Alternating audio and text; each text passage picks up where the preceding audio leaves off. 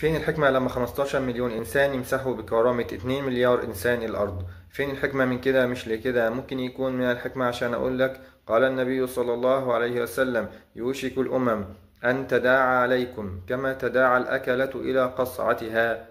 قال قائل ومن قلة نحن يومئذ؟ قال بل أنتم كثير ولكنكم غثاء كغثاء السيل. ولا ينزعن الله من صدور عدوكم المهابة منكم ولا يقذفن الله في قلوبكم الوهن. فقال قائل وما الوهن؟ قال حب الدنيا وكراهية الموت. والمقصود بحب الدنيا وكراهية الموت المقصود لقاء الله وإرادة الجنة والدار الآخرة، وإلا فكل الناس بتحب الدنيا وبتكره الموت. المقصود إن إحنا مخلوقين لغايات وأهداف ولينا عاقبة وهي الجنة. إحنا مش زي غيرنا وربنا بيعاملنا مش زي غيرنا، وإلا غير المسلمين برضو بيحبوا الدنيا ويكرهوا الموت، ولكن الله سبحانه وتعالى بيعاملنا غيرهم.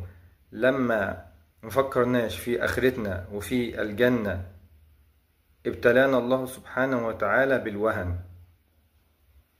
فهل من مخرج؟